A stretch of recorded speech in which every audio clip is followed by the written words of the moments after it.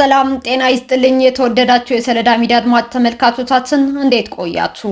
ለዕለቱ መራርጠን ወደ እናንተ ለማድረስ ያዘጋጀናቸው አዳዲስ ትኩስና ወቅታዊ መረጃዎችን ይዘን ቀርበናል። መረጃዎቻችን እየተከታተላችሁ እስከ ፕሮግራማችን ፍጻሜ ከኛ ጋር እንድትቆዩ ከወዲሁ በታላቅ አክብሮት ጋብዛለሁኝ። የቀድሞ የጦር ሰራዊትና ፖሊስ ማህበራት ህብረት ሶስተኛ መደበኛ ጉባኤውን በዛሬው ዕለት አካሄደ። የቀድሞ የጦር ሰራዊትና ፖሊስ ማህበራት ህብረት ሶስተኛ መደበኛ ጉባኤውን በዛሬው ዕለት ታህሳስ 25 2018 ዓ.ም በመከላከያ አዛዥነት ስታፍ ኮሌጅ አካሂዷል። ማህበራት ህብረቱ ሶስተኛ መደበኛ ጉባኤውን የባህር በራችን ለኢትዮጵያችን በሚል መሪ ቃል እያካሄደ የሚገኝ ሲሆን በዛሬው ዕለት ህብረቱ በ3 ዓመታት ውስጥ የሰራቸውን ስራዎችና ቀጣይ እቅዶችን ለህብረቱ አባላት አቅርበዋል። የህብረቱ ሶስተኛ መደበኛ ጉባኤ በነገው ዕለትም የሚቀጥል ሲሆን ሶለዳ ሚዲያ ሙሉ የጉባኤው ፕሮግራም በነገው ዕለት ወደ እናንተ ይዞም ይቀርባል። ጀነራል ሳሞራ ዩኑስ የትግራይ ህዝብ በመረጠው መንግስት መተዳደር እንዳለበት ገለጹ። የትግራይ ህዝብ በመረጠው መንግስት መተዳደር አለበት፣ ጊዜያዊ አስተዳደር መቀጠል የለበትም ሲሉ የቀድሞው የኢፌዴሪ መከላከያ ሰራዊት ኢታማዦር ሹም ጀነራል ሳሞራ ዩኑስ ገልጸዋል።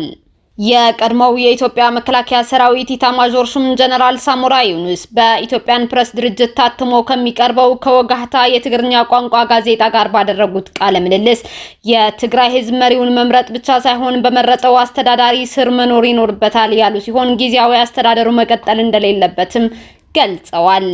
ጊዜያዊ አስተዳደሩ እንዳይቀጥል ደግሞ የግዴታ ምርጫ መካሄድና ህዝቡ መሪውን መምረጥ እንደሚገባውም አብራርቷል። ምርጫ የህዝቡ ህገ መንግስታዊ መብት ነው ያሉት ጀነራል ሳሞራ ጨምረውም አንዳንድ ፓርቲዎችና ተወዳዳሪዎች ግን ይህ ካልተደረገልኝ በስተቀር ምርጫ አይደረግም ማለታቸው ህገ መንግስታዊ ያለመሆኑን አስታውቀዋል። እንዲሁም ፍትሃዊም አይደለም ብለዋል። በተጨማሪም የትግራይ ክልል ጊዜያዊ አስተዳደር የትግራይ ህዝብ በመረጠው ሰው እንዲተዳደር መፍቀድ እንዳለበት ምክር ለግሰው ጀነራል ታደሰም ይህንን ያደርጋሉ የሚል ተስፋ እንዳላቸው ገልጸዋል። ይህንን ማድረግ የጀነራል ታደሰ ወረደ ብቻም ሳይሆን በትግራይ ውስጥ በሚገኙ ፖለቲከኞች ሁሉ ድጋፍ ማግኘት እንዳለበት የጠቀሱት ጀነራል ሳሞራ ጨምረውም ምርጫን እንደ መደራደሪያ ማቅረብ ተገቢም ትክክልም አይደለም ብለዋል። ትግራይ በአሁኑ ወቅት በተወካዮች ምክር ቤትና በፌዴሬሽን ምክር ቤት ምንም አይነት ውክልና እንደሌላት ጠቅሰውም በሁሉም የመንግስት ተቋማት የሚወከሉ ሰዎችን ህዝቡ መምረጥ እንዳለበትም አስረድተዋል። የትግራይ ክልል ችግር በምክክር እንደሚፈታ እናምናለን ሲሉ በክልሉ የሚንቀሳቀሱ የፖለቲካ ፓርቲዎች ገለጹ። የኢትዮጵያ ሀገራዊ ምክክር ኮሚሽን በትግራይ ክልል ከሚንቀሳቀሱ የፖለቲካ ፓርቲዎች ጋር ተወያይቷል። ውይይቱን የከፈቱት የኮሚሽኑ ዋና ኮሚሽነር ፕሮፌሰር መስፍን አራያ ኮሚሽኑ ባለፉት ጊዜያት ያከናወናቸውን ተግባራት ለተሳታፊዎቹ አብራርቷል። ያለ ትግራይ ክልል ተሳትፎ ምክክሩን መቋጨት ስለማይታሰብ ትግራይ ክልልን በምክክር ሂደቱ ለማሳተፍ በኮሚሽኑ በኩል በርካታ ተግባራት እየተከናወኑ ነው ሲሉ ዋና ኮሚሽነሩ ገልጸዋል። በመሆኑም በክልሉና በመላ ሀገሪቱ የሚንቀሳቀሱ የፖለቲካ ፓርቲዎች ይህ ሂደት እንዲሳካ ከኮሚሽኑ ጎን ሆነው ድጋፍ እንዲያደርጉ መጠየቃቸው የኮሚሽኑ መረጃ አመላክቷል።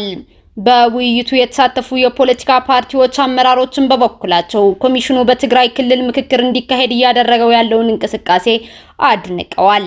የትግራይ ክልል ችግር በውይይት እንደሚፈታ እምነታቸው መሆኑን የገለጹት የፖለቲካ ፓርቲ አመራሮቹ ለዚህም ሀገራዊ ምክክሩ ብቸኛ አማራጭ መሆኑን አስምረውበታል። እንደ ተሳታፊዎቹ አስተያየት የትግራይ ክልል የምክክሩ አካል መሆን አለበት፣ ኮሚሽኑም የጀመረው እንቅስቃሴ አጠናክሮ በመቀጠል ምክክሩን መጀመር አለበት ብለዋል። በውይይቱም የትንሳኤ ሰባ እንደርታ ፓርቲ፣ የአረና ፓርቲ፣ የባይቶና ፓርቲ፣ የወለዶ ትግራይ ፓርቲ፣ የቃንጫ ሐቂ ፓርቲ፣ የትግራይ ዲሞክራሲያዊ ፓርቲ እንዲሁም የራያ ራዩማ ፓርቲ አመራሮች ተሳትፈዋል ተብሏል። የሶማሌላንድ ተወላጅ የሆኑ የሶማሊያ መንግስት ባለስልጣናት የሶማሌላንድ የሀገርነት እውቅናን ደገፉ። የሶማሌላንድ ተወላጅ የሆኑ የሶማሊያ ፌዴራል መንግስት ምክትል ጠቅላይ ሚኒስተር፣ ሚኒስትሮችና የፌዴራሉ ፓርላማ አባላት እስራኤል ለሶማሌላንድ የሰጠችውን የሀገርነት እውቅና ደግፈዋል።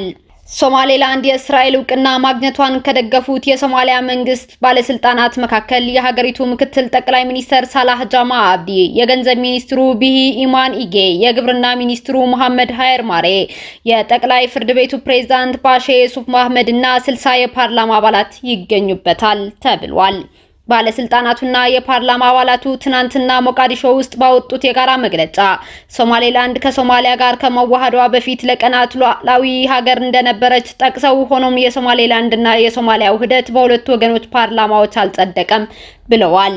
ባለስልጣናቱና የፓርላማ አባላቱ ሶማሊያ እንደ አውሮፓውያን አቆጣጠር በ1991 ስትበታተን ሶማሌላንድ ላይ ያላት ስልጣን አብቅቶለታል ያሉ ሲሆን የሶማሊያ ፌዴራል መንግስት አንድነት በኃይል በሶማሌላንድ ለመጫን ከመሞከር እንዲቆጠብ መጠየቃቸውም ተዘግቧል።